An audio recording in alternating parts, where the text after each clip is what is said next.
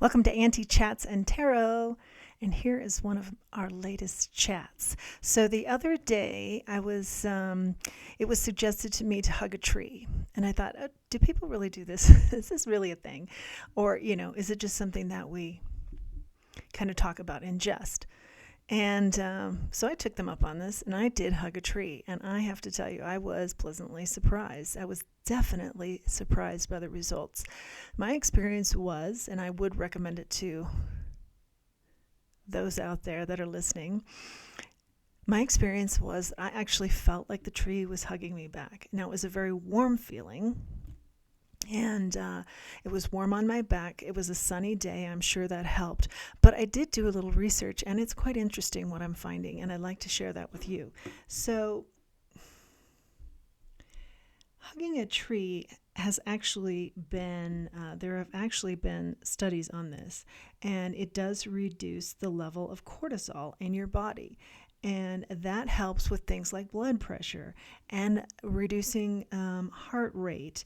And it's responsible for releasing a hormone called oxytocin. And that is a hormone that has a lot to do with a huggy feeling, love and trust, all the good feels. So I think that is so amazing that I do further research on this and confirm that feeling that I had, which was as if the tree was hugging me back or something. Now, of course, when we're around plants and trees, anything of this nature, this has been scientifically proven that they you can make connections with plants. Of course, you're often told talk to your plants and they flourish, and I do find that works for my plants. So there is something there. There is a connection that can be made, and I certainly felt this interconnectedness with the tree. And I know I've also often also read, and I'm sure you have too, go out in nature, get that interconnectedness. It's really helpful for stress levels and for your body and for your overall well-being. So this experience was very similar to that. There's a lot of benefits we can reap from something just so simple. And I have since then read studies where a person is encouraged to do this daily. Now, if that's not your thing, and I'm even kind of talking myself into, is this my thing? I'm going to try and do it at least once a week. And then just like meditation, when meditation wasn't my thing and I tried to make it my thing, and then I took to it and I loved it, and then I needed it, and now I do it daily, and it helps me to stay balanced.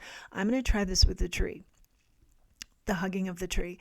So I'm not going to start out daily, but I'm going to start weekly and then bring it in and see what I experience. And if that's noteworthy, then I'll have another Auntie Chats on it. But it does, as I read further about the benefits of hugging a tree, it does help to improve your immune system. So certainly we could all use that.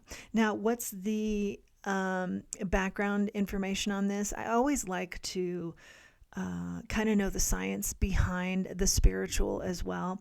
And they often can go hand in hand, which to some is surprising. I'm certainly more spiritual than I am science oriented, but the science is very important if it's there to understand. So in my research, I did find that cortisol is released in the body during stressful situations, which probably many of you know. And it's a hormone that's made in the adrenal glands. I didn't know the specifics about it, so I'm just going to share that with you in case maybe you need a brush up or you don't know. But that, again, is so key and instrumental in our blood sugar and blood pressure levels, and in our metabolism health, and in memory, and of our fight and flight response, which of course dates back to our cave woman and cavemen days, where we're trying to survive amongst large animals that are meat eaters. This also, though, which I didn't realize, has to do with our sleep and our wake cycles, cortisol. So basically, when you're in a stressful situation, especially for long periods of time, and I can certainly relate to this, working, one job in particular comes to mind where I was always in a fight or flight response. It was that stressful of a project we were working on, and maybe it wasn't, maybe when I look back on it, that was just the way certain people handled themselves and needed to settle down. But regardless, it trickled down to the entire team, and that we were often in a flight or fight response. And I did find that my body was telling me this is not a good state to be in for any length of time. And I was there for 4 years. So there was a lot of climbing out of that dark hole, and really doing more for my health, and really being conscientious of that, and not getting in another work situation that took me there. So if you find that you're in a similar situation, I can only state how beneficial it was for me to wake up and put my health first. And so maybe something to contemplate, or maybe this is a message for you in particular. But when you're in this kind of fight or flight response, your glucose goes up in your body, and that can be damaging too. And that's just simply like the body saying, giving you energy, or just a jolt of what's needed to, outrun the tiger, as we go back to the caveman days. But the body acts similarly even to this day. So let's put the tigers on the shelf. Let's focus in on our health. Again, so very key. And my experience was it snuck up on me before I even had a chance to realize what was going on. Like one day I was fine, and the next day I was just not. So another point I'd like to bring up is just be aware of what your body's telling you. And if you're like me and you say, oh, I can push through this. No, I got this. I got it.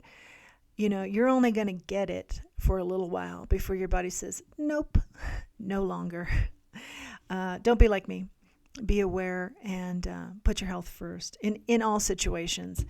And just as a side note here too, when all this is happening and your stress levels are heightened and for extended periods of time, you can experience fatigue. You can experience headaches.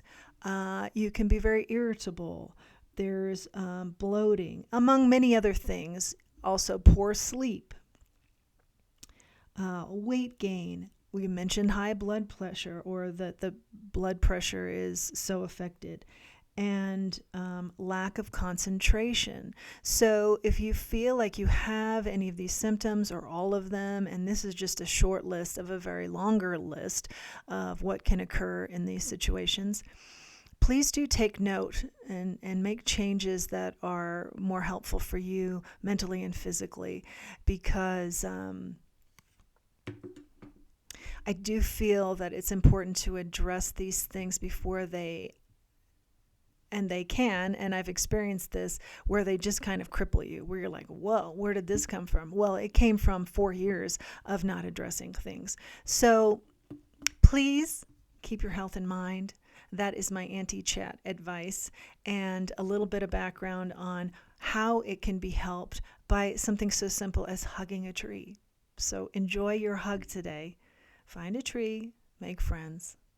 And as I always close in all of my segments, let's remember who we are, and let's remember our self-worth. Thanks for joining me today.